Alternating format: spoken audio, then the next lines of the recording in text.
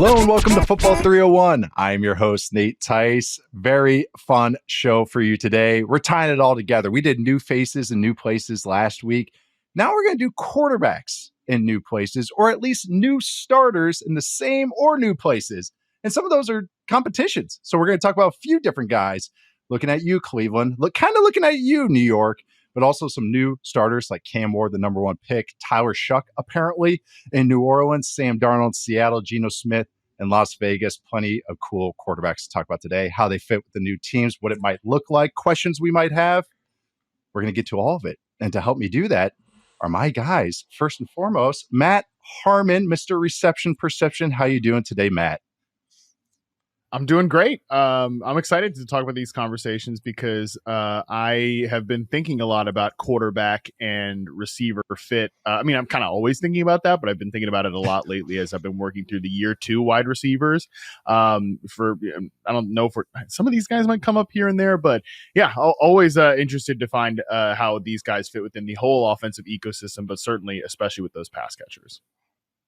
Oh yeah, there's a couple I'm excited to pick your brain at because I just want to hear what your thoughts on about it, but also here to talk about these new quarterbacks and maybe ask some questions about his own team is Mr. Four Verts, Mr. Verts himself, Charles McDonald. How you doing today, Chuck?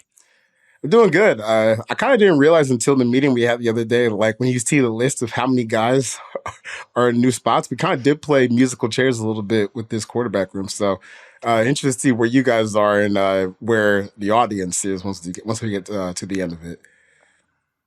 Double digits. I know, but my initial list, I was like, oh, we have at least 5 or 6 things we can talk about. And then we got into that meeting and Stone was bringing up somebody. You guys brought up somebody. I was like, oh, yeah, I forgot about that one. Oh, yeah, I forgot about that one. But that's how it feels. Like there's so many open seats and they got filled up quickly. And that's going to lead to one of the teams we talk about, really the only remaining seat and the name that we talk about a bunch, but that'll be at the end of the show. So we'll get to there. But we're going to start first because, the NFL can't help themselves. They leak this out. They want to make it an event. They want to do a pre-release to the release of the schedule, but the NFL has started trickling out some of the schedules or some of the games for 2025. The international slate is already out there. That's my only observation about this is that the Vikings are taking back-to-back international games, one in Dublin, one in London, which I actually kind of get because they're also both technically away or neutral site games. So I don't know. And they're both AFC North teams. So I actually kind of like that. And it's also like a team on the West Coast. So just kind of a little inside baseball or inside football, I guess. Going from West Coast to East Coast or East Coast to West Coast, those teams generally will travel 2 days before. So if we play Sunday, we travel Friday instead of Saturday. But also if those teams stay on the opposite coast, like when I was with the Raiders, we played the Jaguars and then we played the Bucks in back-to-back weeks. So what we did is we just stayed out in Florida for the entire week in Sarasota, which was quite nice at the Ritz for a week. But we practiced at the IMG Academy. We did all that, but I actually kind of like this. It was almost like a team playing on a coast and just doing that type of schedule. So that's really my only observation I have with the schedule so far. I just want to see all the games and go, oh yeah, that's interesting. Because after a couple of weeks, I'll forget about what all of them are until we get to September. But you guys have any thoughts on the release of the schedules, this whole bit that the NFL keeps leaning into? Any thoughts? Anything that comes to mind? Matt, Charles, have the floor here. It could be quick, could be long, could be whatever. I have nothing. I figured. I also do not have much. I actually got to get this off my chest. Because like, is this a safe space to say that I don't care about every team's like social media putting out their schedule release video? I'm not the type of person that, okay, if you care about it, if you like it, go for it. Like, I'm not saying you're an idiot because you care. Like, if you like that stuff, that's great. I was having a conversation with the producer on the fantasy show today, Colin, about he's like, do you want to rank your favorite team social media release videos? I'm like, dude, I'm not gonna watch any of those. And some of this is any of them. No, I'm not. I'm probably Wow. unless it like is forced upon me, I'm probably not going to watch any of them because honestly, this is maybe more of a me thing. If a video, and this is so bad and my brain is so rotted, but if a video is like longer than a minute and I'm not sure that I'm not sure that I'm gonna care about it. Like I'm not gonna watch it. Like if I know that I'm gonna care about it, like if it's a freaking 30-minute video on like how to smoke the best bone-in beef ribs, like I'm watching every damn second of it. But if it's a 5-minute video on a schedule release, like I probably don't care, so I'm just gonna pass on the whole thing. This explains a lot about your movie viewing. Like this explains a lot. Yes, you need like a James Bond opening credits for you to be like, "Yep, I'm in." Yeah, like you don't start it with a freaking bang. If it's not a banger in the first 3 minutes, I'm out. Otherwise, I'm just gonna watch a 21-minute episode of New Girl that I've seen 35 times because I can handle that from an attention span perspective. Yeah. Walking, talking YouTube algorithm. That's okay. Yeah, that's capture the interest right here, right? Here's how you got to look at the schedule release videos. It's like when a popular artist comes out with an album and you see it's 32 songs. You're like, well, I don't want to listen to all 32, but maybe in a day I'll come back after people have sifted through all of it and I'll just listen to the hits. So you just find the ones that people are boosting, usually just the Chargers and maybe one other team, and you just watch that. I'm not watching all 32, but the ones that other people are watching, I'll check out those. Chuck went with the Napster view of this. Yeah, we'll find the best songs. We'll go from there. No, someone else will find it for me. The Titans video a couple of years ago was probably the best, and ever since then I'm like, whatever. I think that's the only one I've actually seen. I think that is the only one I have actually seen start to finish because it was good, and people are still talking about it today. You know, so I mean, like I've seen that one, but I literally think that's it. Right, I think that's it. Yeah, my 7 years of living in Seattle has given me a little bit of hipster, so I kind of always just have that little bit of like when a thing becomes a thing, I kind of like I'm over it. You know, like. There's like No Shave November became a thing. Well, then now it's like all these social media teams are epicing each other and one-upping each other. And then it's like, it's a thing now. I'm out. So yeah, I agree. I agree a little bit with you guys, but I did quite literally host a segment on NFL Network called Fantasy Hipsters. So there's probably something there from a hipster perspective. See, it was always meant to be. It's always meant to be. Terrible. But let's get to the meat and potatoes of this with the quarterbacks, the pretty boys. We're going to start first and foremost with the guys that we think are more definitively the new faces in a new place or the new starter at these locations. So we're going to start off really with a only relevant piece of news that's happened in the last week with the NFL, and that's Derek Carr retired amid of injury, amid some, maybe some undersold or underwhelmed fan base in New Orleans and maybe team in New Orleans after he got signed there, after we're going for the Raiders. I was actually around Derek a lot. Not a lot, for 2 years at the start of his career in Oakland. Had a really fun 2016 season with that really fun offensive line. 2017, not so fun. And then we got Grudenized and we got wiped out. But Derek was always, to me, kind of that epitome of the Cousins tier, as people like to put it. It was Jimmy G was a part of this at one point. But, Cousins and Derek Carr, that above average starter, that you can win games with him.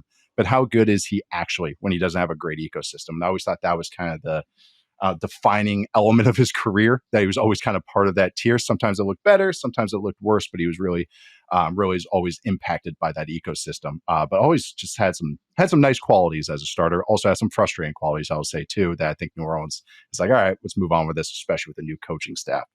They drafted Tyler Shough from Louisville this year, Louisville/Oregon/Texas Tech. Spencer Rattler is also on the roster. Drafted him on day 3 last year. Spencer Rattler is also somehow still a year younger than Tyler Shough, even though he got drafted last year. But that just kind of shows you how old Tyler Shough is. But he apparently, this coaching staff anointed, hey, Shough is our guy. We're taking him on day 2.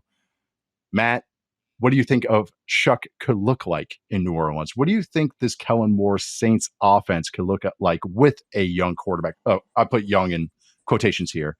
A first-year starting quarterback in New Orleans, and really what this whole offense and the receiver room, the tight end room, the Saints are just such a funky team. So what do you think of the start of the Shough era, I think, in New Orleans?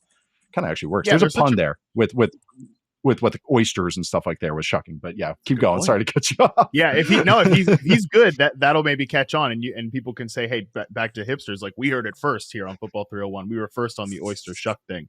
Thanks, there man. You go. But I think this is really interesting. Derek Carr retiring, I don't really want to eulogize his career too much because I have a sense that we're going to see Derek Carr in the NFL again. I think this was a retirement because like the betting odds on Derek Carr unretiring at some point are terrible. They've got to be because I think this was a creative, convenient way for the team and player to divorce, because I think the only person that wanted Derek Carr to still be the quarterback of the New Orleans Saints was the general manager of the New Orleans Saints. But I do think the coaching staff, and not even Derek Carr, I do think the coaching staff was looking forward to working with some of these younger guys here. And I'm fascinated to watch this because I don't have like a good grasp on what a Kellen Moore offense is, because we saw him be the primary offensive coordinator in Dallas for a number of years, but then Mike McCarthy came in and kept Kellen Moore, and they kind of sort of split the baby a little bit there, sort of split the duties. It was some of Mike's offense, it was some of Kellen's offense, and then of course when they decided to move on from Kellen Moore, then it was all the bad things that were going wrong, throwing the ball over the yard, all this stuff. That was obviously just Kellen. That wasn't me, Mike McCarthy.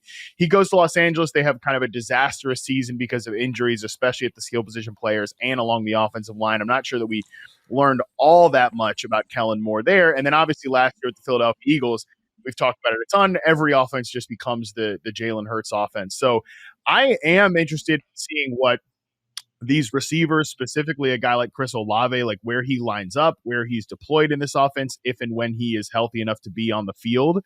Because I do think that what we prior to Clint Kubiak coming in here, it was under discussed that there was basically just the same offense for 2 decades in New Orleans. I think it had run really stale, especially once you took the figurehead Sean Payton out of the mix here.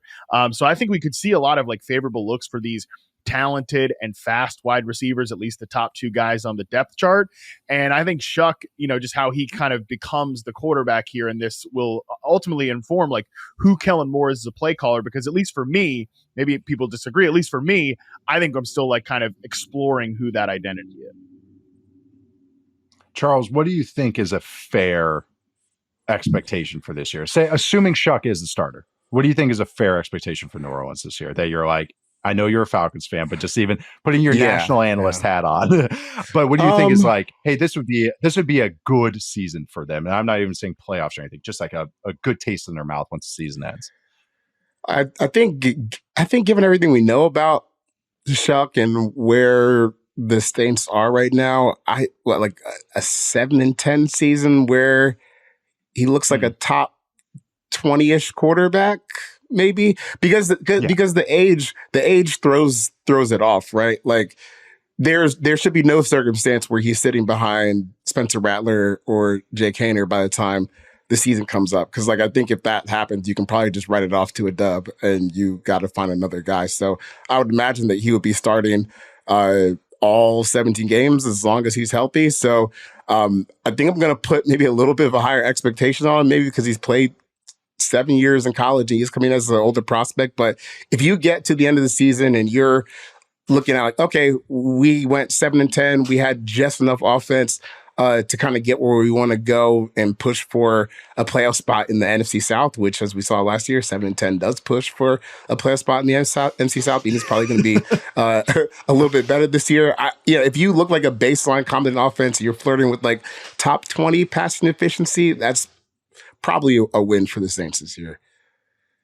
Yeah, like competency. Like that's really what it is. Because even if they go 7-10 too, I mean, I looking at next year's quarterback class, I know everyone, this is a famous thing, but it is an interesting class. Like I would consider like there's 2.5, maybe 3.5 real first rounders at this point in time. It might be more depending on with Arch Manning, depending on other things too.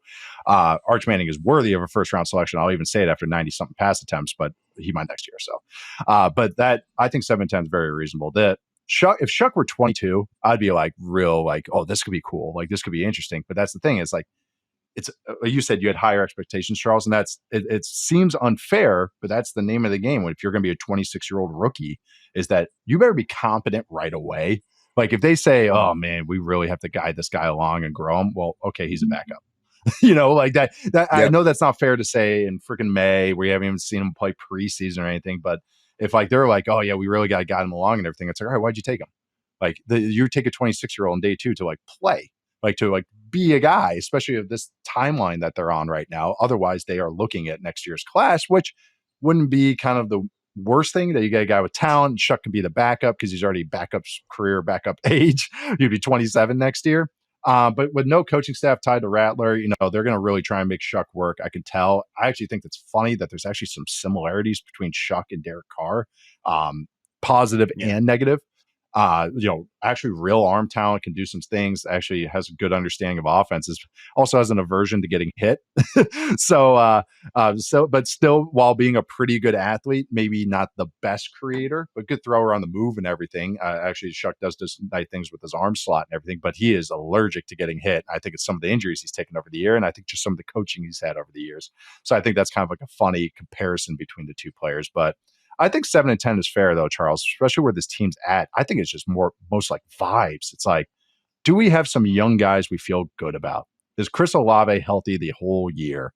Is the offensive line, can they stay healthy the whole year? Because the offensive line could be good if they're healthy the whole year. Like, do we just have an identity that works? Like, I think it's more of like a philosophical win than anything. And I think Shough is a big part of that. If like he shows that he's at least decent, like you say, 20th, 18th, somewhere in that 18 to 22 range, I think you're okay. I think you can consider that a win, and you can assess if you want to go to quarterback the next year. But this offense, starting with your point, Matt, too, is the quarterback stuff I'm still trying to figure out. The offense I'm still trying to figure out, because it's such a merger or a hybrid offense that Kellen Moore's always had. It's kind of like a traditional NFL offense. It's got some Sean Payton in there, which actually should feel familiar in New Orleans. So I'm curious to how it does unfold under this offense, or under this quarterback and this personnel. All right, moving on to the quarterback that was selected first. 1-1. Only guy I had a first round grade on as well. Cam Ward, selected by the Tennessee Titans, the world's quietest number one selection. If a quarterback gets drafted number one overall and there's no one around to watch it, did it actually happen? But no, I'm actually really excited to see Cam Ward in Tennessee. Charles, kind of a similar question, though.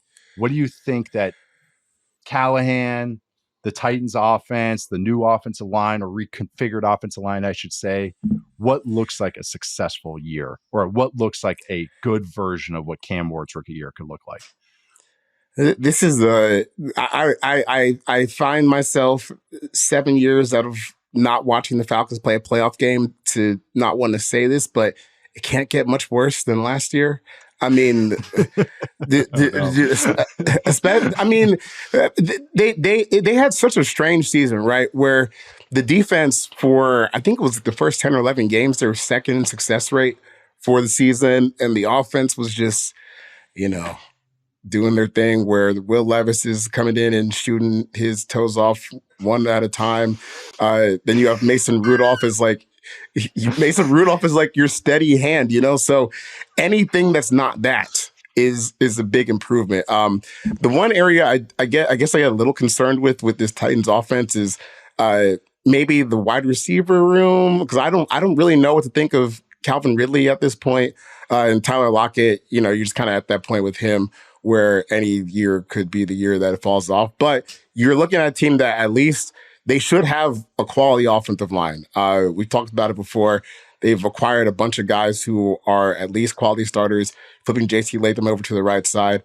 They should be able to run the ball with the offensive line they have, and hopefully a little bit of pressure off that run game with what Cam Ward brings to the table. I guess with Cam, I just want to see, like, it's going to get compressed at times. It's going to get tough at times, but I just want to see what made him so much fun at Miami. It's just keep firing. Keep shooting down the field. You're going to throw interceptions. You're going to make mistakes.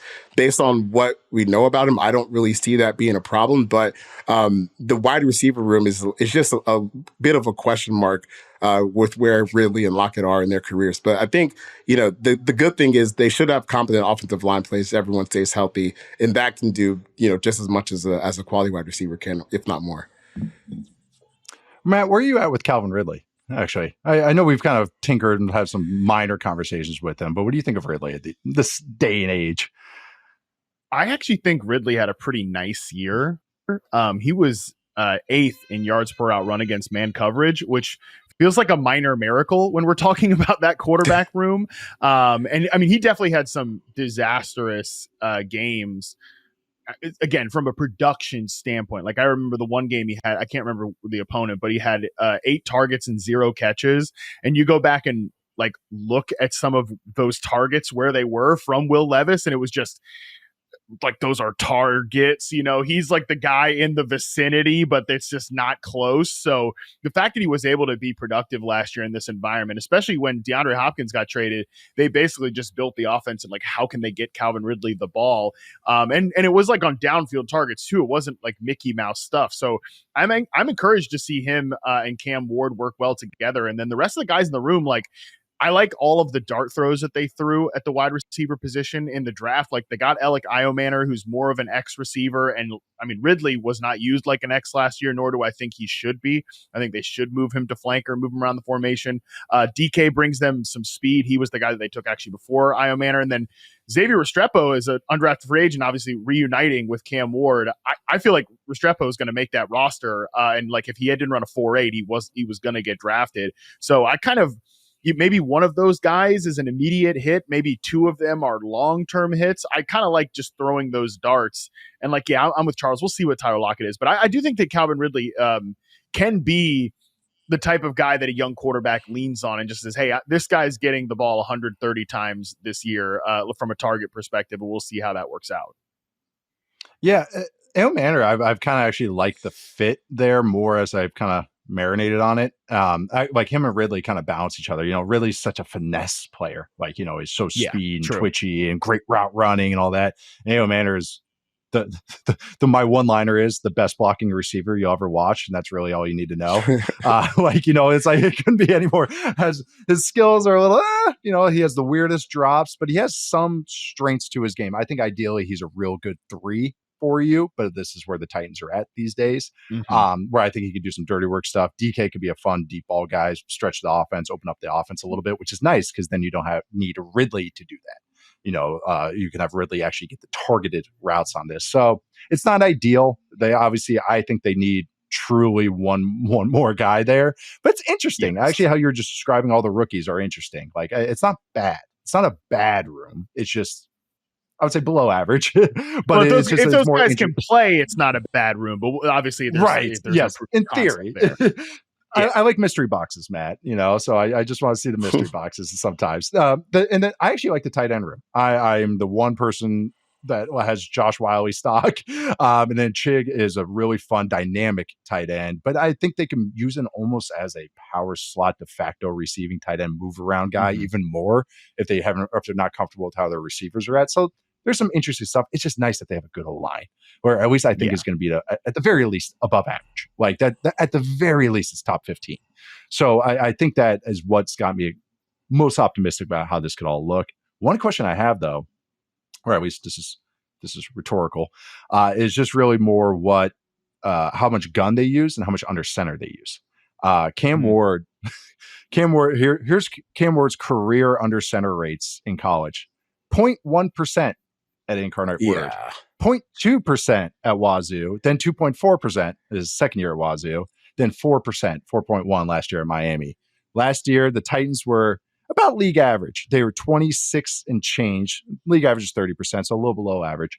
26% and change under center rate, ranked 20th.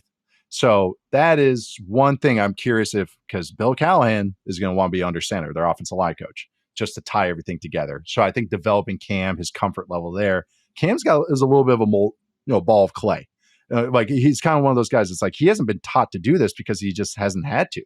So I'm curious how they tie in, merge that gun heavy, quick throwing Cam Ward, let him be a decision maker, let him create some stuff along with the kind of the under center run game, under center play action game.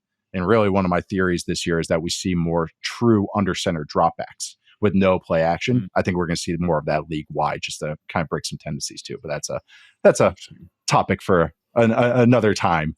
But yeah, just curious how they kind of unfold this personnel. Moving on, going all the way to the West Coast, Sam Darnold, who is now the starting quarterback for the Seattle Seahawks. And this is something I feel like we've talked about the Seahawks. I feel like I've talked a lot about the Seahawks, keep shoehorning them in. Also, I think a big part of that, and kind of one of the jokes we've had, is like, well, it seems like Clint Kubiak's got carte blanche there to kind of do what he wants. And that look at the quarterback. The Sam Darnold is a Shanahan Kubiak quarterback, so that makes a lot of sense. But Charles, I'm the optimist here with this offense and everything. Throw cold water on it. Why could this look as maybe not as rosy as maybe a picture that I'm maybe painting about the Seahawks offense, or why maybe concerns that you have with Darnold, this offensive fit, or just really the Seahawks infrastructure? It's weird to watch. It's like, I feel like you usually say this about quarterbacks who aren't as physically talented as Sam, but Sam, I think it's fair to say Sam is like as good as the players around him. Ultimately, like that's what his output's going to be. Like when the Vikings offense was healthy and the offensive line was humming, obviously you got Justin Jefferson, Jordan Addison. He looked like a Pro Bowl offense. But we were having conversations last year on if the Vikings should keep Sam Darnold and figure out, a trade partner for J.J. McCarthy. And then the offensive line get hurt and Sam looks like a disaster. He's not going to be the guy that really, that consistently carries the offense on his shoulders, which is funny because at times, like he can. Like he does have the arm strength and the athleticism to make like some of those plays that really make you go, wow, like, man, if you could do that all the time, you would probably still be with the Jets, but he doesn't do it all the time, and that's that's why we're here. So I just get concerned. Honestly, it's the offensive line.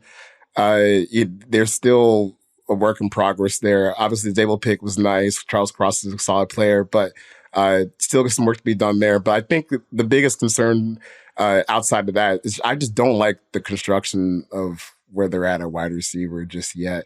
I mean, we've talked about before the Cooper Kupp, Jackson Smith and Jigba fit's a little awkward, and I just don't even know if Cooper Kupp is a player that like you need to be seeking out when you're trying to rebuild the team. So I do think Sam's a fine starter. I think he can be competent in the right situation. I think Clint Kubiak is going to be a good play caller. I just don't know if they have the talent to actually see this thing through where they don't get stuck in the mud more weeks than not. I'm going to kind of give you a little harder. I don't know if it's harder, but it's more kind of scheme question here, Matt. How do you ideally use this receiver room? And how do you ideally use these skill players? Like, because that is something that's in all of our heads. Because we always mention it. We all of us, even me, who's optimistic about it. I'm like, I didn't love that signing. I did not. Like, I really did not. And I've liked other moves they did. But how would you actually get the most out of everybody? Kupp, MVS, JSN, Horton, the tight ends, who I'm actually excited about as well. But how do you envision like, okay, this is the best version of this? Yeah, a lot of condensed formations to kind of hide the fact that we don't have a true perimeter player. Because I think you can do some things where Kupp and JSN, like I said, if they're both condensed, like tight to the line, and JSN's the outside receiver off ball and Kupp is the slot receiver on the line, like I think you can get away with that and make both of those guys hard to press. I don't actually have too many concerns about JSN being an outside player. Like he's not going to be your X receiver. He's not going to be running like, deep vertical routes or anything like that, but he can be an outside receiver. He's always been a guy that I've been really high on in terms of like his ability to win and separate against man coverage. But Kupp at this point, man, I'm with Charles. Like, it's beyond the fact that, how do we line him up? Like, is he even a useful player anymore? I think based on who he was last year, maybe that's a little too harsh. I think he can be a useful player. I think he can specifically like get open in the flat and just be like, when Sam's brain starts to break down because of pressure, you just like that guy's going to be there and he's going to catch the ball and like we just move on to another play. But consistently like impacting the game, I think that's questionable at this point with Cooper Kupp. Like I just to be brutally honest, I just don't know that signing's going to work out all that well. I think he'll be there for 1 year and that will probably be it. Like that's about where he is at this point. So I think you can do some things with condensed formations to kind of hide those guys. And then hopefully Torrey Horton's good, but Torrey Horton's a 5th round pick. Like we like Torrey Horton, but I mean, they drafted him in the 5th round. You're asking a lot there. And he was also a guy that only lined up on one side of the field and comes from a lower level. It's not as if like, he was a banged up, guy from LSU and like, he's played, a lot of like pro style stuff. Like there's probably, even if he went in the 3rd round where I thought he could go, it's probably like you need a season to get that guy up to bat. So then basically MVS is your sacrificial X receiver here. And honestly, beyond the wide receiver room, I don't even really know how the hell this backfield is gonna play out, because the whole talking point with, we hired Clint Kubiak to revive a run game that's been pretty terrible, honestly, the last 3 years. I think both of these guys might be better gap run. Like, statistically, they have been better gap runners than zone runners in Kenneth Walker and Zach Charbonnet. So there's a lot about this offense that I think I can get on board with the experiment and like the thought behind it. But I'm just curious, by week 7, like week 8, how are we going to be thinking about how all this fits together? It's with Kupp, it's like there's other teams where he made so much more sense to me. And then with Seattle, it was like, okay, well, Jason's, it's too samey. Also, you guys have tight ends, because that's the beauty of Kupp too, or like the skill set that he brings, is that he could be a de facto tight end for you, even though you're technically in 3 wide receivers. So it's kind of like, I don't know, your hat on a hat, kind of like, all right, we already got this. We already got this at home. Like, we don't need to go out and get a different version of it. So that's why I kind of like it. That's the one sour taste I have. The thing with the offensive line, and I know we're talking about skill guys there. The O-line stuff, I think some of the blemishes will get kind of mitigated because of the offensive system. Like, even though I always have just some grain of salt with the Shanahan offenses and Kubiak offenses. They have their strengths, but some of the weaknesses, I think I don't like the drop back game all the way. Depends on which guy is calling it, but but shorthand version. But I think that does lift the floor because it's such a quote unquote safer offense. Like these offenses provide training wheels for the quarterback and the O-line. So that's where I think some of my optimism comes, is I think some of the blemishes won't be as bad with Sam. Like, I think they're pretty realistic about what he is, and not going like, we're going to have him chuck it 35 times and he's going to be dropping back every single time. We'll say that the Vikings dropped him back a little bit more frequently than you would think, but that's also bringing up his worst qualities, because that's where he can spiral. Yes, he can get hot, but he also can spiral way far down. Like, this is why I think as totality of the whole team, they're going to have to lean on the defense, which I think is going to be a really good unit, because they have to stay in a run heavy script. They don't want to be dropping back. Like, this whole team cannot be dropping back. It's going to be really like a Wario version of the early Legion of Boom teams, like not as good, obviously. Those are all-time defenses, but the same philosophy. Defense first, zone runs, play action, go off of that. So like Seattle fans should actually be very comfortable in this kind of like philosophy that I think they're trying to go for, even if it's not all perfect. I just think that that's why I'm maybe higher than you guys, is that they still have strengths to their offense. Like, I really do. Like, I like Jason, and I do think this run game is going to be at least above average. And I think Darnold can have some highs. And I think just some of his worst tendencies will get kind of like, they won't be as glaring. Like, he's going to have his mistakes. They just won't be as crazy. I just kind of, I had my notes. For some reason, I wrote Cardinals and Jets. Oh, that's right. Last year, the run game, that was a great point that you brought up, Matt, that sometimes the gap scheme runs where those Charbonnet and Walker's banged up, but Charbonnet's best runs was the Cardinals game at Arizona and then the Jets game at New York. And then that's where you could really see some power and at-you runs and some duo and some pullers. And it actually like really came together. So I would like to see Kubiak just at least, keep your mind a little bit expanded rather than just going zone, heavy outside zone. They also have drafted a fullback, which is something I've kind of keep like waving away because I'm excited about. I know. I'm so excited about Torrey Horton that I'm like, I forgot about their other 5th round pick. But Robbie Outs from Alabama, 6'3", 274 pounds. What do we think this team is going to do? They drafted another tight end. They got 2 decent tight ends at the very least. So they have 3 tight ends and a fullback that they drafted in the 5th round. This team is pounding the rock and then just going shot plays. Then we can get in the speed that they have. But I don't know. They're a curiosity to me, and I think I'm staying bullish on them, even if I'm aware of the blemishes, and I think that's why I keep asking you guys, because I want you guys to keep pouring cold water on me, so I don't start saying outlandish shit as the summer wears on before the season starts. But we are gonna take our first break, and we'll come back with a few more of these new quarterback faces in new places. All right. We are back, and we're going with the quarterback that Sam Darnold replaced, took the reins from, usurped. That is Geno Smith, who is now quarterback for the Las Vegas Raiders on a very interesting Raiders team. Chip Kelly, offensive coordinator. Pete Carroll, former coach of the Seahawks, now the head coach there. Went with Ashton Genty in the first round.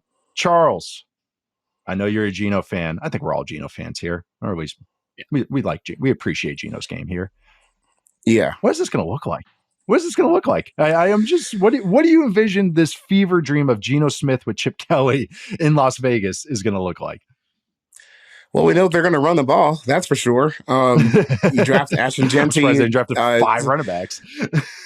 Right. But it wasn't you draft Jeanty, but even I feel like the whole mantra with Chip is he got billed as this future age space guy for so long that, people kind of forgot that the basis of this was just trying to find good ways to run the football. And what kind of got away from him in San Francisco that last year in 2016 was towards the end of the season, they were just running inside zone out of gun, and all the creativity was gone. But I think he found himself a little bit in college, and then in college going back to UCLA, and then being able to coach Ohio State last year, who also ran the ball a ton, as we saw with Travion Henderson and Quinshon Judkins. I think they both had over 150 carries. I think Judkins was approaching 175 or 200. So we know Chip wants to run the ball. And I guess the way that I'm looking at this is I would imagine that Chip's offense is more diverse than the way he left it in 2016, the last time he was in the NFL. So I think that this is going to be at least a run game where they try new things, which is good because this run game was terrible last season. And I don't think that there's really anything that they should have brought back last season. So you get a new offensive coordinator, you get a new running back, you get Geno Smith, who at least, raises the floor for your offense. I think there's room for them definitely to be better than they were last year. And if Jack Beck can come in and they can figure out how he meshes well with Brock Bowers, there's room for them to push for, maybe AFC 2, maybe AFC West 2, not AFC 2, AFC West 2, AFC West 3. No. I'm not delusional. But yeah, I really like the addition to Geno Smith for this offense. The more that I sat with it, I think you got to be realistic about it too. Pete Carroll is in his 70s. I don't know if he's going to be trying to sit around and rebuild another quarterback. So why not getting a guy here that has good track record and also is not really all that expensive based on the output that he actually gives you. So I think this is going to be a quality offense. I'm interested to see how they decide to attack the run game because that's obviously going to be a big piece of it. And I think that that's really kind of been the most interesting experience with Chip Kelly going back through Oregon, UCLA, the Eagles, and now with the Raiders. It's just how do you build the run game? What are the concepts you're going to use? And then how are you building a passing game off of that? Yeah, I think that's a great point to bring up. Sometimes kind of the narrative of a guy, it's what you envision the person or envision the player or envision the coach or envision the movie or something. And it's actually different than what you actually see. Chip Kelly out of Oregon going to the Eagles. And I totally agree with you, Chuck, was that he was oh my God, they do all this. They're chucking it all over the yard. Look how much they're throwing. And it was really, no, it's zone read. They dress up a little bit. And then they just go, we're going to get the fastest players in the nation. And we're going to go faster than anybody. And we can run the same simple thing because you're going to make a mistake. And one mistake is all we need. Trust me, I saw this firsthand in the 2011 Rose Bowl, technically 2012, Wisconsin, Oregon. We backed them up. Second down, 2nd and 7. There's DeAnthony Thomas, Black Mamba. I believe he got that nickname too. Yeah. Taking it 93 yards to the house because one guy was a step slow to fill the B gap. That was it, to the house. But that was what his offenses became. And then the NFL became, and really what kind of caught them was their passing downs, 3rd and 4th down, weren't very expansive. They're kind of simple. A lot of Y cross, which is post, over, and a dig. They call it the Saint series. Peter and Paul, if anyone wants to know. Peter's to the right, Paul's to the left. It's the Saint series. But so they just ran that over and over and over, and it worked for a little bit, and then defenses always catch up. But what was cool, and not even last year with Ohio State, I thought the 2023 UCLA offense, and maybe even 2022, that was when I was wow, Chip is on one. Chip is doing some weird and fun stuff, 3 tight ends pulling and just these funky, human centipede formations that he was doing. And I thought that was where I think he realized the maximum of speed he had and probably had a talent disadvantage at UCLA. So he had to do more creativity. So somewhere in that mix of what Ohio State offense was last year and that UCLA offense was the 2 years where Chip was the head coach, or the couple of years that Chip was the head coach, maybe that's what it looks like in the NFL. So I think they need that passing game coordinator to like really expand the drop back game. But I think Chip maybe ate his Wheaties, or at least studied a little bit to expand that as well. But Matt, when we talked about this receiver room, how do you think this fits out? Like Brock Bowers is the ace, like even though he's a tight end, but he's the ace of this room. We've made plenty of jokes about Matthews, Jordan Matthews, all these names we're bringing up. But how do you see this room unfolding? Because we got some really good blockers. Jacoby Myers and Besh are like awesome blockers. They really are. But do you see this offense being explosive enough to, because Geno is going to chuck it? Or do you think this kind of is a weird fit with these guys? Yeah, I do wish they had like one real lid lifter on the outside. Like they took Dante Thornton in the fourth round out of Tennessee, and he is like, he theoretically, like that's exactly what they need. They need a big body who runs like a 4.3, which I mean everybody could use that receiver, but he's like he's a pure project to me coming out of Tennessee. Like maybe he gives you something by year 3, but like that is the type of guy that they would need. But again, I'm not sure that's he's certainly not going to come in and start in year 1. I'd be shocked by that. But I do think that what this team's going to do a lot is, like we've talked about, they're going to run the ball. I think they are going to run like a lot of zone concepts out of the shotgun. Geno was 76% shotgun last year, 9th among quarterbacks with over 200 attempts. I think they'll and in that they'll run a lot of play action and just hopefully try to dunk it over those linebackers to Jack Besh, to Brock Bowers. I expect like so many in-breaking routes on this offense, but when they do have to go to the perimeter, like outside the numbers, that's where I still have a little bit of questions about these guys. Because I think like Myers can play outside. I think Besh can play outside. Myers actually was more so outside than slot last year. And he's a guy who's always been a good man beater. I'm not too concerned about that, but similar to the Seattle conversation, I think these guys can be big play options, and I think they can have some real juice in the passing game. But I wish they just had like one more lid lifter here.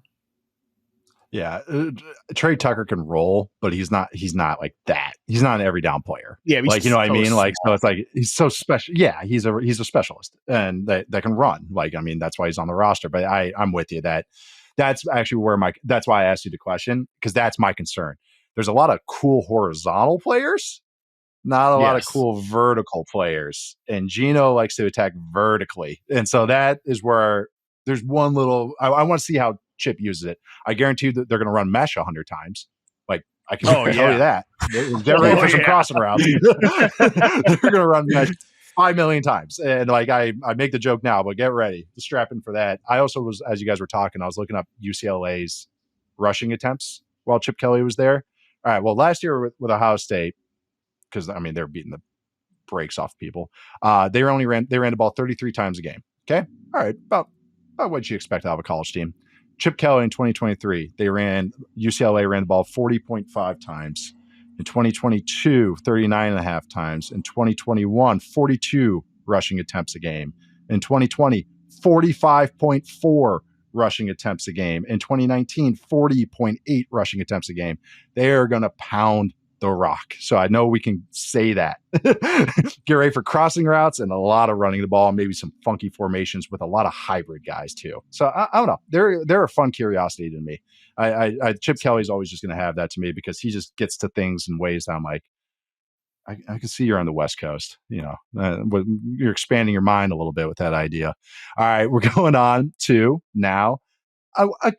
This guy keeps kind of getting glossed over. And maybe this team is finally just like staying calm for once, and maybe that's why. Justin Fields with the Jets. All right, he's there. He's starting for him. True starter. No competition. They're anointing him 2 years, it seems like. It seems like they're just taking a chill pill. What do we think about Justin Fields in 2025 with the New York Jets? What is this offense going to look like? Actually, Matt, I'll start with you. What do you think Garrett Wilson and Justin Fields, how do you think they will link up together? Because I don't know if that's the greatest synergistic fit that I would really dial up between a quarterback and receiver. But I'm curious what you think about this passing game in New York, because we'll talk plenty about the run game too. Okay, so it's funny you mentioned like this is not getting talked about. I feel like I've actually talked about Justin Fields a lot the last 2 weeks. I've written about him a ton. Okay. and this is for a couple Did reasons. you write Number about one, oh, I'm sorry. I gotta check that out. No, dude, it's like I think actually the piece like went up. The piece went up, and it's nothing that interesting because it was like a fantasy like ADP piece to monitor, and I'm like, that's why I've been talking about him because when he gets on the field, like he's gonna make a difference for fantasy, like because he's second in scramble yards since he's coming to the NFL, and he's not even been like a full-time starter. It's Josh Allen, and then it's him because he's just gonna he's gonna matter in that way. But also the other reason I've been thinking about Fields and like wanting to kind of be on the right side on this one is that I've been on the wrong side of history with every single quarterback reclamation like storyline over the last few years. I was the biggest like Baker doubter when he went to Tampa Bay. You guys know this, Nate, you know it, especially I was making jokes about Sam Darnold last year. So I don't want to just immediately wave. Yes, I made oligarchy jokes. I mean, oligarchs are in right now, don't you know? Oh, I was going to say that maybe that didn't age so well. I should have been making oligarchy jokes. Might have manifested something. Very relevant. I don't think I am pretty relevant. I don't know. I was trying to make like a painful transition back to Justin Fields there, but I'll just go back to it a little less painfully. I want to not just wave off the Fields thing and like dismiss it as, oh, we know who he is, whatever. I think this could be a pretty interesting environment for him. Now, the pass catcher room, it really is just Garrett Wilson, rookie tight end Mason Taylor, and not a lot else I'm interested in. It's like role players, Allen Lazard, role players, Josh Reynolds, stuff like that. I think they're going to have a really aggressive. I mean, I think they're going to aggressively run the ball with volume, not just with Fields, but with Breece Hall, but with Braylon Allen, but with Isaiah Davis. And I do feel like Garrett Wilson could have like he's not going to have a lot of raw targets, but he could have like a 33% target share.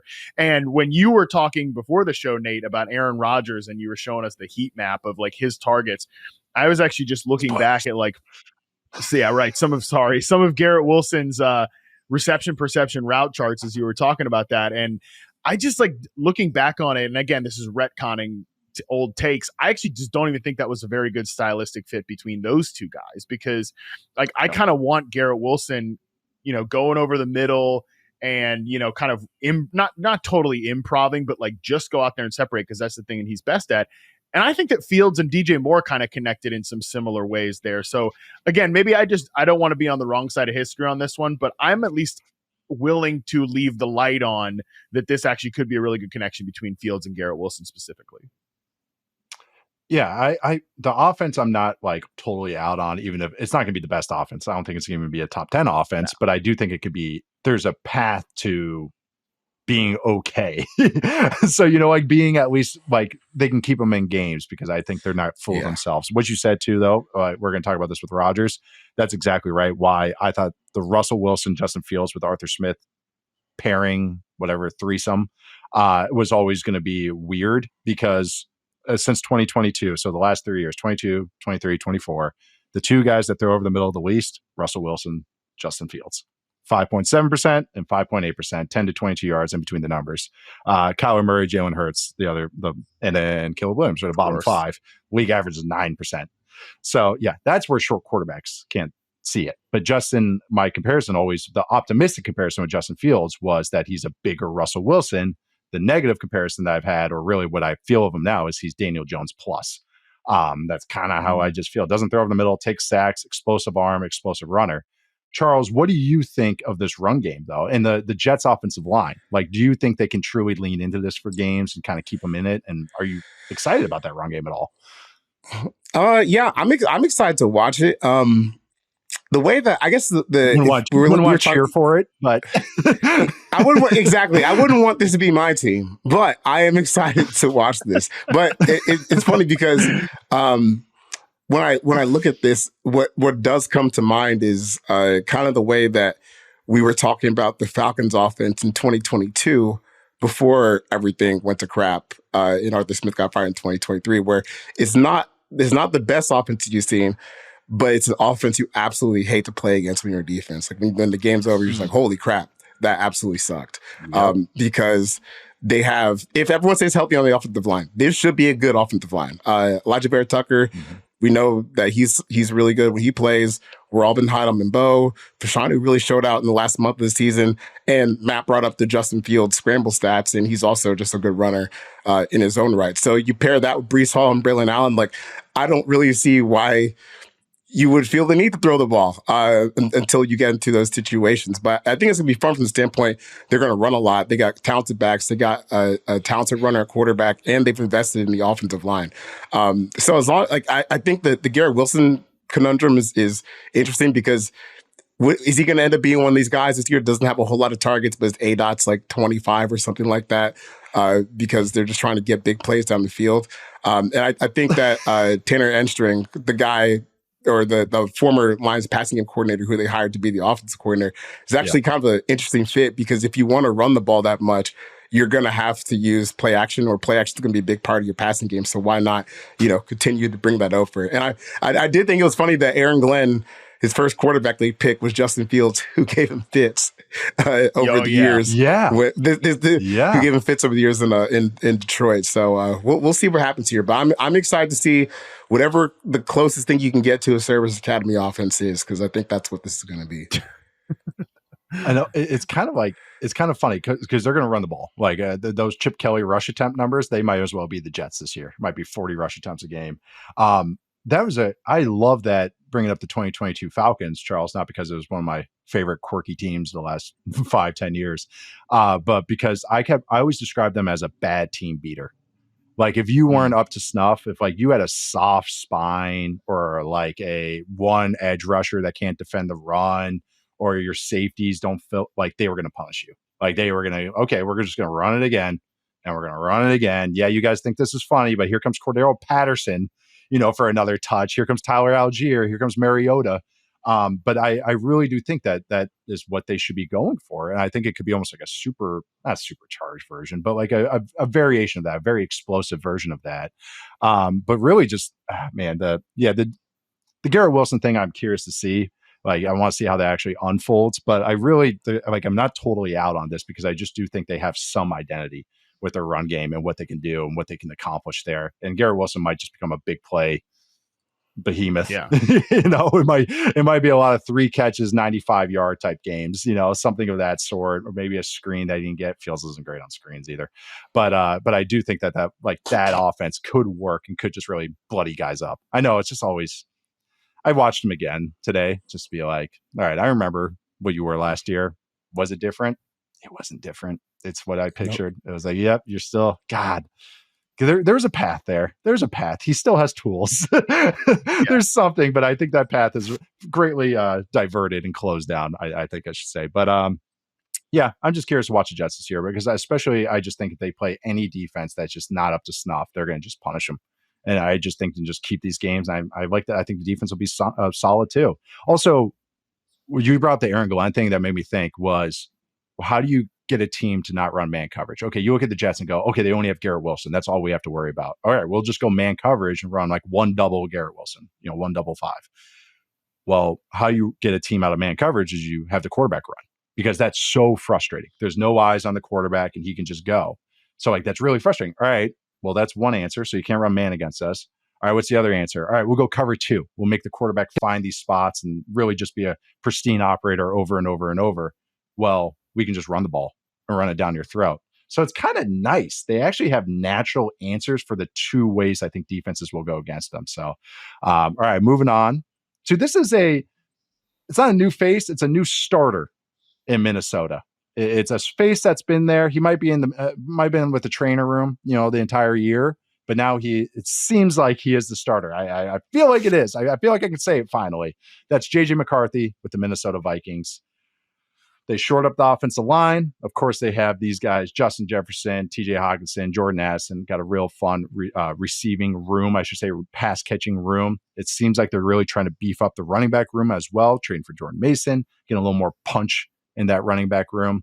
But Charles, what do you want to see out of JJ McCarthy? What do you expect to see out of JJ McCarthy this year? What would be a good year? What would maybe leave a bad taste in your mouth? Just what do you want to see out of McCarthy in his first year starting? Well, I want to see him play well because it's the framework is set, like the one thing I want to avoid saying here is no excuses for a guy who hasn't played a regular season NFL game yet. But when you look at just where they are offensively, I mean, this is a dream for a young quarterback to step into. They invested in the offensive line. You got 3 upgrades that were all serious upgrades. You got one of the highest paid players in all free agency, Will Fries, signed Ryan Kelly. He's been a first round pick on Donovan Jackson. If healthy, the tackles are in a good spot with Derek Carr and O'Neal, Justin Jefferson, Jordan Addison. TJ Hawkinson, and you have Kevin O'Connell, who is going to call plays that can get his quarterbacks, to press some easy buttons and find some open spots. So it's the thing that I got stuck on when we were talking about or after we finished talking about it yesterday is like how much do you weigh all of that? Where an offense where Sam Darnold can walk in and lead you to one of the best records in the NFC and to the playoffs.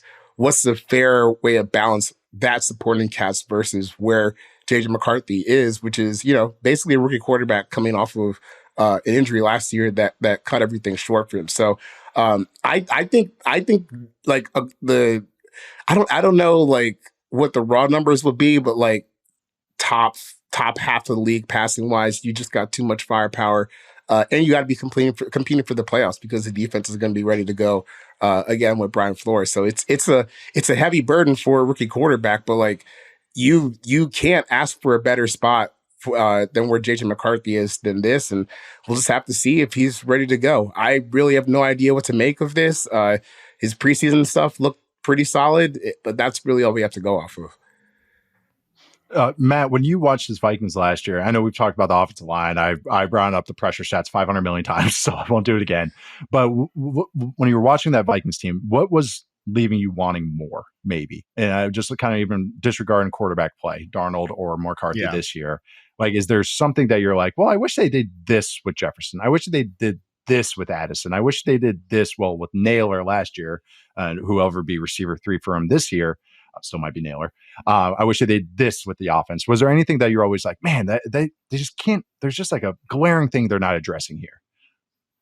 Yeah, it's not really about the passing game to me, because I mean, Sam Darnold was 5th in passing yards and 5th in passing touchdowns. Like, and to Charles's point, like, I think it's gonna be hard to replicate that production. Like, I think McCarthy can have a really successful first season and not replicate those numbers. So there wasn't anything really to me where I was like, I wish they did this in the pass game. I just think their run game is something that, like, their offseason investments signal that they wanted to get better in. And I think by the end of the year, like we talked about this, Nate, on the fantasy show, like early on in the year, it's like, oh man, Aaron Jones kind of cooking. Like, they were running a lot of these kind of like staple outside zone concepts. I think they want to have more of a varied run game. And I think they don't want to just have it be Aaron Jones, which I think is the best thing for Jones at this point in his career. He's still explosive.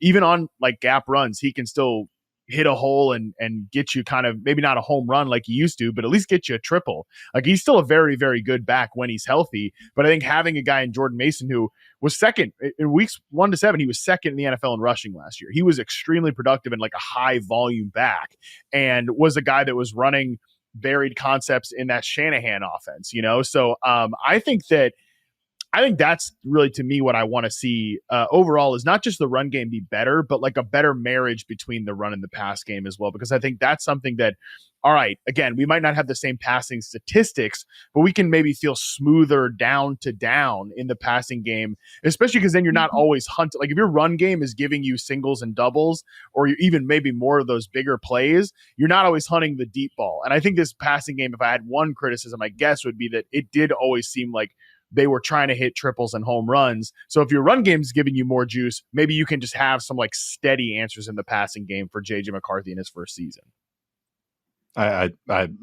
Exactly. That's exactly my concerns, or I would say my questions I had for the offense. That's why I like the Mason trade and also the offensive line signings, because that's, I mean, last year when Bears fans were feeling themselves again, there was some discussion, some superlative talk about this is the best ecosystem a rookie quarterback has ever been dropped into. And then, okay, let's just change that discussion to first year starting quarterback ecosystem. This might be it. I mean, this might be one of the best ecosystem. Yeah, I mean, because they actually have an offensive line. They actually have a center. They actually, I mean, we got better play caller than Shane Waldron. I remember that name. But no, I really, if you look at this, you couldn't ask for anything better. Okay, maybe a slot receiver like that. That's really all I'm wanting out of this team. Maybe some O-line depth, even a little bit more. Okay, but I don't know. This is as good as it gets. And I think that's why it's not going to be perfect for a first-year starting quarterback. It's like, but that baseline better be high. And I like McCarthy. It's like, but I better like really see some stuff because I just think this ecosystem's good. I think the play caller who knows him, and again, he's not a true rookie, even though he sat out last year because of the injury, that he is a first-year starter. He's going to have mistakes. But again, I think that baseline better be at least competency, at least second half year Bo Nix last year, where it's like, okay, you can work with this guy because I just think it is that good. And if it's not, it's like, wow. Like, it's not going to get easier than this. You know what I mean? Like, it's not going to get like, it's not like usually you don't have a system around you that looks like this. I do think he can reach that, but I just want to see it. They're playing footsie with other quarterbacks for a reason. And I think maybe that's just because KOC is just addicted to like talking to quarterbacks and meeting with quarterbacks and rehabbing to quarterbacks. They traded for Sam Howell. But I do think that this is a really good system for McCarthy to be in, a really good situation. So I'm optimistic about what it could be, but it's like now he has to show it. Now he has to prove it. Now he has to be on the field and play it all 16, 17 games as well. So it's really more just got to see it. I'm optimistic, but just got to see it. We are going to, though, take our last break, and then we're going to come back with some rapid fire on some unknown starters, some battles that are happening throughout the NFL. All right, we are back to wrap this all up. Let's start with the mess that is the Cleveland Browns quarterback room. Well, I could just stop that with the Cleveland Browns. Defense should be fun. But let's look at this quarterback room and how we got here. Well, previously on. They traded for Kenny Pickett, which I didn't agree with. Should have been trading for Tanner McKee. They signed Joe Flacco. They drafted Dylan Gabriel in the third. And they drafted Shedeur Sanders in the fifth. We don't know who's starting. We got a nice range of personalities here. Pickett, again, got traded for. Thought they should go McKee. Also think Pickett's just a career backup. Joe Flacco, who's a nihilist playing QB. Any wrestling fans would know he's basically Orange Cassidy playing QB. Those who get it will get it. Truly just a job for him. But he's not mentoring either rookie. And there's two rookies in this way. Dylan Gabriel. Thought he was a day 3 guy. They took him around 3. Fun enough player. Don't think there's anything special about him long term. We'll see. Then Shedeur Sanders, who I think needs time and development, even to get to what I think would be more of a distributor role. We now are in a system that has 3 other quarterbacks that this team has invested in. So there's only so many reps that go around, even with 3 quarterbacks. Usually 2 quarterbacks is all you're developing. So 3 is hard. Now you got 4. Okay. So anybody want the first comment on what they think this Cleveland team is going to be? Who's going to win this job? What is this room going to be? What is expectations for the Cleveland Browns? And then Deshaun Watson's on this team too, by the way. They still haven't, this money is going to be on this roster for until like 2050. But no, Matt, thoughts on the Cleveland Browns quarterback room? Who do you think is going to win? On your point about quarterback development and reps, they're already given the reporters already given Stefanski hell about like, why is Dylan Gabriel getting reps ahead of Shedeur Sanders? Like, did you miss the draft? Did you miss the number next to the round that these guys went in? Like 3, one has a 5. Update for the preschoolers: 3 comes before 5. Like, what are we talking about here? I actually think that I feel like if Shedeur Sanders is going to make the team, which I do think is an if, like he was a 5th round pick. You're not guaranteed anything if you're a 5th round pick, but if he's going to make the team, then I feel like only one of Flacco or Pickett is going to make the team. And then because it just doesn't make any sense to carry, like you're going to carry all 4 of these guys again, like one of these rookies is, and it would be Sanders, is just never going to get any reps. So I feel like then they just probably burned that 5th rounder and DTR, but whatever, on trading for Kenny Pickett. Because I would, if it's Flacco Pickett, even as bad as Flacco looked last year with the Colts, I think I'd probably give him the edge over Kenny Pickett. Also, I can't believe Flacco's still doing this, man. Like, ain't you made enough money? Like, we want to play for the 2020. Bored. Must just not want to be at home. How old are his kids? That's actually really the question. I don't know. Yeah, that's somebody look that up. We need a research team on what are Joe Flacco's kids and how many sports are they involved in that he doesn't want to go to those games. Yeah. But yeah, I feel like probably what happens here is Flacco starts the season. Eventually, Dillon Gabriel starts, and I'm not sure we see either of Sanders or Pickett, but I know for sure I don't care that much about what happens with this offense. Oh, they have 4 sons and 1 daughter. I was just looking this up, and they're all like early teenagers. Oh man, no, I get it. Yeah, I get it too. That's why, right? He's got look how many kids Ryan Fitzpatrick has, and you understand his career too. Yeah, those kids are coming up college age. Like bills are going to come due. So a few million from the Cleveland Browns doesn't hurt either. Hey, it's a great point though. Most teams only carry 2 quarterbacks and have 1 on the practice squad now. Like that's kind of the standard now. Very rarely. I mean, we had a couple. You see a couple that'll carry 3 on the active roster, but most go 2.5 basically. I mean, the last time I can remember a team having 4 quarterbacks was like the 2000 Patriots because they had Brady. They had Bledsoe, Brady, and like 2 other guys. That's like and I only know that just from randomness of my brain, but that is one I could think of too. But it's 2 of these guys aren't going to be on the active roster. And then we get in some fun discussions there. So, Charles, what are your thoughts on this QB room? Who are you, how are you rating this? How are you power ranking this room? Oh, God. Well, I'm going to put Joe Flacco first because you just have to give Browns fans something that reminds them of football not feeling like crap. And somehow Joe Flacco is the last thing for them in that regard. Yes. Before, what was it? When they got absolutely decimated by Houston in the playoffs, like 41-17 or something like that. Yeah. But, those 4 games where he was like quarterback 25, quarterback 26, that's a lot better than quarterback 50, which is what Deshaun Watson was. So, you're moving on up in the world. So I'll put him first. I think I'm going to go second. I'm going to go Dillon Gabriel, I think, just based off draft investment. I mean, that's a top 100 pick.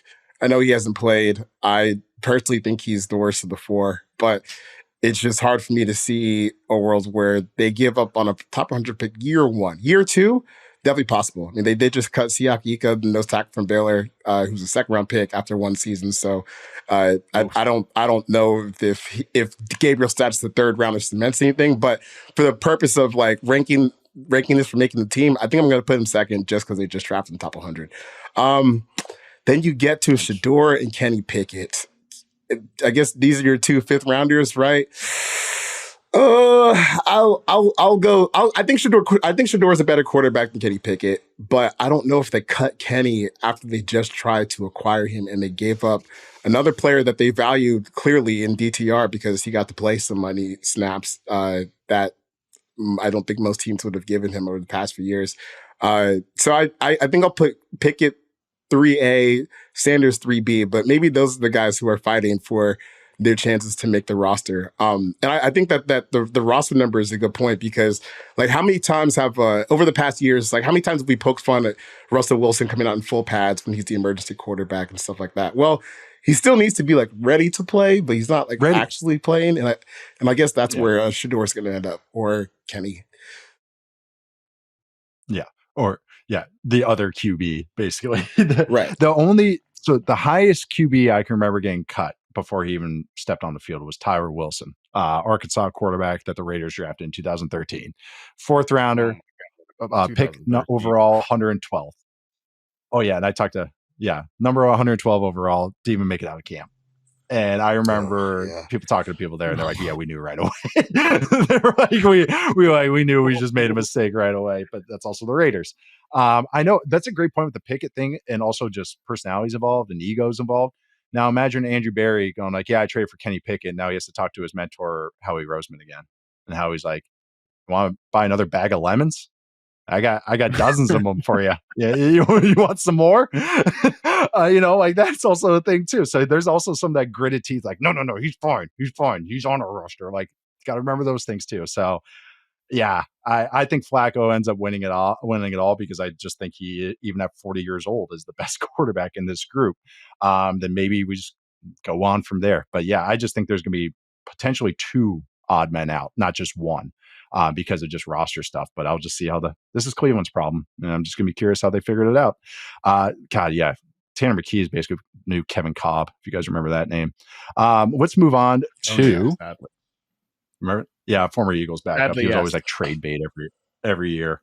I think the Cardinals did give up a second round pick for him, so they did. That is the thing that happened. Yep. Yes, they did. I know, and I remember that too. I mean, but his name got rumored for like forever because of some preseason performances. Steelers. Really, the only question I got is anybody but Rodgers. Charles, there's a certain quarterback on your favorite team. Do you think he ends up at Pittsburgh, or is this just Aaron Rodgers all the way? I think it's Aaron Rodgers all the way, probably. I don't really see why he won't want to pick up whatever bill is left over after they work out this trade for Kirk Cousins. Because the whole point of Kirk was you can't run, but like he's been playing football forever, so you should be okay from like a mental standpoint to run an offense. And that was true for like the first half of the season. And then you forgot what cover 2 was. And it got really dark really fast. So I don't really see I don't see it here. Like neither of these guys are super mobile. And we know that that's what like Arthur Smith wants to a degree in his offense, but I guess Aaron's a little bit more mobile. It's funny because like I feel like if you could actually like combine the passing styles of these two, it might actually work because Kirk's not and get their 2 healthy legs together. Get maybe one healthy leg from each player. I don't know if that's going to be 2 left feet, but that's kind of how it looks sometimes last year anyway. So that's not that different. But it's funny because Kirk, like part of the problem last year was Kirk liked to throw over the middle so much that it became predictable and he was just throwing it straight into, the laps of linebackers and safeties. And then Aaron on the other side can be risk averse. So maybe if you could just put him into one quarterback, you'd have like the geriatric veteran quarterback you're finally looking for. You'd have Tom Brady, right? When he was on the Bucs, except without all the interceptions. Yeah. So I don't think you trade for Kirk because you can't really, you're not signing him. Like if you were signing him, it'd probably be for like close to like $10-15 million a year, maybe 20, but he's making a lot more than that. So I think you just wait the Falcons out and see if they come eventually, which is just a hilarious calamity to end the Kirk Cousins feel, cutting him after 1 year. But there's no spots left except for Pittsburgh. And by everything we know, it seems like Aaron Rodgers at some point before week 1 is going to sign with the Pittsburgh Steelers. Right. We've talked about this, hinted at this. Yeah, I got to bring up my thoughts on Rodgers with Arthur Smith potentially. Like I think the best version would look like that 2021 Falcons team, Charles, with Matt Ryan's last year. RIP. But it's just where it was like, when Kyle could still run, then it was like, oh, this is fun. Like Cordell Patterson's lining up at tight end on 3rd down, Pitts is in the slot, just this funky island of misfit toys that led to some optimism. Oh, to be young. But then I look at Rodgers, and you brought up not throwing over the middle. He's one of the guys that throws over the middle the least now, or the fewest rate, or lowest rate. God, I can talk. But really, and that's dropped as the years went along because he is a guy that does not want to make mistakes because he doesn't want to throw an interception. He doesn't want to chase a guy in a pick 6. He doesn't want to do any of that stuff because he score watcher. I'll be honest. That's what Aaron Rodgers is. That's why he doesn't throw a lot of interceptions. But he last year had the lowest air yards of his career, less than 7, 6.9, lowest explosive pass rate, lowest air yards to sticks or relative to sticks.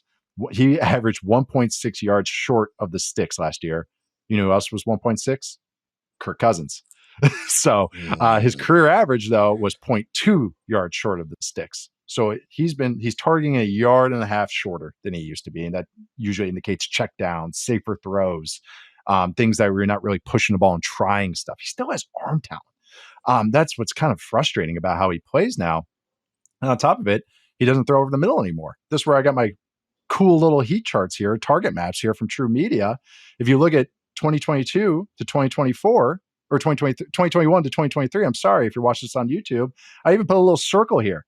Notice all those throws over the middle, big little chunk over the middle, about 9% of his rate, about a league average rate throwing over the middle. That's where Arthur Smith's offense, that's how it booms. That's where it looks the best. That's why I looked a little stagnated last year at 2 guys that don't throw over the middle of the field at all. All the play action concepts, all the yak that gets created off that. Then you look at 2024 Aaron Rodgers, and you see where I have some hesitations, and you see a big voided area in the middle there. That's why I'm just like, there's positives here, but there's just like, I still have questions. And also on top of it, if you remember the Jets last year and you remember the Falcons last year, they became one-sided and they wouldn't bootleg because of their quarterback's Achilles. Their quarterbacks couldn't push off. So which coach loves under center play action and under center bootlegs? Arthur Smith. It's like, this is just not, there's the idea of it's okay, but just the combination of this is just a little unappealing. I think I would say here. Producer Colin said, yeah, this is the Big Ben, Drew Brees archetype, last season archetype, and really Matt Ryan last season archetype when he was with the Colts. This is kind of the beginning of the end, it usually says. It's not the names I want to be throwing out here right now when I'm talking about the Steelers. So we'll wrap up here. We just mentioned Russ several times throughout the show. I kind of give you a little, if you want to get a little bit more on Kirk Cousins in a sec too, Charles, you can. But Russ, now, of course, all right, you got it out. Got it off the chest. Yeah. Russell Wilson, 1-year deal with the Giants, also signed Jameis Winston. And then they traded up to draft Jackson Dart of Ole Miss. Tommy DeVito is still on this roster. Also, probably my favorite picture of this whole entire offseason was all 4 quarterbacks taking a drop back together. They all looked exactly what you envisioned them like. Jackson Dart, backwards hat, swagged out. Tommy DeVito, looking like Tommy DeVito. Jameis, looking like Jameis. And there's Russell Wilson. Tights, pants on. He was ready to rock. He was ready to rock. Like you said, Charles, emergency quarterback, fully padded. Yep. He was ready to go. My question, Matt, I'll let you have honors here. What week does Jackson Dart start in 2025? Well, if the leaked schedule that I saw today is to be believed, which is not official, but they don't have a bye till week 14. And that's on my radar because usually that is when the teams like, all right, they'll get the young quarterback in over the bye. Like if they've got that comfortable week 6, week 7 bye, we'll do the kind of respectful veteran thing early, and then we'll go ahead and start the rookie at that point. That's a long. I mean, let me tell you what, Jackson Dart is starting before week 15. Okay, they're not waiting until that week 14 bye. I think he's getting in there at some point. So, I think it's going to be pretty early, man. The point in drafting Jackson Dart is like this is your save yourself move. And again, if this leaked schedule is to be believed, they start Commanders, Cowboys, Chiefs on Sunday Night Football. That might be Russell Wilson's swan song right there. Chiefs on Sunday Night Football, week 3. I mean, that might be the last time we see Russ. So I think it's going to be sooner than later, but this is a tough schedule too. Again, in the meat of this thing before week 8, they've got the Eagles twice. One of them's on Thursday Night Football. We've got the Broncos in week 7. The Niners defense is back on track. They got them in week 9. There's not like sometimes with these teams with young quarterbacks, you can pinpoint a moment where like, okay, this is where the schedule's a little bit soft. People tried to do this with Drake May last year with the Texans. Like, how could you start him against the Texans in his first game? He'll never recover. You'll ruin him. People try to overthink this too much. Not us. My thing is not us. No, not us. We were on the right side of history on that one. I'm saying week 4. Chuck had a great rant on that. Week 4, we see Jackson Dart. Week 4? Wow. Yes. Over under that, Charles. I think Russell Wilson week 3. That's him. It's over. That's it. Okay. That's the coup d'etat. That's where the head comes off. I think I'm going to go over because I think Dable is going to play it to save his job at the very last second if he can. So maybe you pull the plug in like the second half of the season when it's looking like you're about to get your pink slip. Bam, rookie quarterback. Oh, maybe he doesn't suck. Maybe I'll come back next year. Who knows? But I think pulling the plug on week 4 is a little bit too early. But there's no way they make it to week 14. Mid-season. I think they'd fire him mid-season at that point. I don't even think he's John Mara doesn't have the guts. Who starts? Right. Does Dable get fired before Jackson Dart starts? That might actually be the better question. Look, I wouldn't. I mean, I think Dable makes it to the season only because that scene from Hard Knocks where John Mara is talking to Joe Schoen about bringing Saquon back, right? And John Mara has like this meager side to his argument where he's like, well, I like seeing Saquon Barkley in a Giants uniform. I think it's good for him to be on the team. Well, you're the owner. Then just do it. Make him do it. What? Why are you taking orders from your subordinates? So I think they're going to make it all the way through the season, and then he gets canned at the end. It's sad because I covered the Joe Judge stuff. I don't remember when he actually got fired. It was just kind of all the blur. After the 2021 season. So Joe Judge made it through the whole season. Yeah. So I think that's how an embarrassing game. So did Pat Shurmur too. Remember they were taking a knee on first down or whatever. They were running QB sneaks when they were backing up or something. The Joe Judge experience. That was awful. That was bad. God. Speaking of Joe Judge, actually, I have a point on it. Well, first off, the Giants have a hard-ass schedule. They have the hardest schedule in the NFL, according to strength of schedule. There's other aspects to that, but one of the hardest schedules in the NFL, so that's also a point. When did you say that potential Thursday night game was? Week 9? Week 6. Say week 9? I think week 6 against the Eagles. After that is when I'm mini bye. Jackson Dart time. So week 7 is where I'm going to go with. So I split you guys. I put you in the middle there. But they're going to get ravaged. I know. Perfect host. That's why I went last. It's great. No, but we know this. Brian Dable, Joe Shane on the hot seat. I think everyone in the world knows this. Then they trade up, draft a quarterback. This is just what bad teams do, but we'll see how this goes. But we all know, even people that are very optimistic on Jackson Dart, even the people that are bullish on him, he needs time. He needs development. He has traits, but we really need to harness him and polish him, teach him how to take under center dropbacks, cadence, all these little things. He needs time. And now we're dropping him in with, like you said, Charles, guys that are going to go, oh, pink slip. Oh, nope. I got a young quarterback. Don't you guys want to see what the mystery box is? Very smart, very savvy moves by these decision makers, I think. Even if they love Dart, I still understand the timeline they're trying to do. Also, Joe Shane's kids both go to Ole Miss. Dable is friends with Charlie Weiss Jr., who are both involved with Ole Miss, and Joe Judge, who's also involved with Ole Miss. And they act like they scoured far and wide for every quarterback prospect. But I'm also just questioning, how they ended up on the Ole Miss quarterback. Just happenstance that they ended up liking him. But I do have to mention that as well. Did we make it? We did it. All 500 million quarterbacks that we have thrown in here. Man, way to go, guys. We're there. Oh, and here's the picture for anyone watching on YouTube of the Giants quarterbacks. There's Jameis with the towel. Oh, yeah. Look at all of them. Look at all that. That's perfect. That's exactly. That encapsulates everything here. We're going on. We don't really have that picture with the Browns drop quarterbacks. We just have the hand size comparison between Flacco and Pickett. That was about it. Brutal. All I know is whenever Tommy DeVito gets cut, there's going to be a tribute video from the social media team. I would bank money on it. Dude, Tommy DeVito, I think they cut Jameis before DeVito. I think they might. Jameis is out of there before DeVito. They keep the meme quarterback for the fan base type situation. But you can't cut Tommy DeVito. Come on. Plus, by the way, Jameis just sent him to Pittsburgh. Right. To fulfill the prophecy. No, I think with the DeVito too is I think every time the fan base sees them too, they just see Drake May and Cam Ward as well. Just go, oh, there goes our chances. There you went.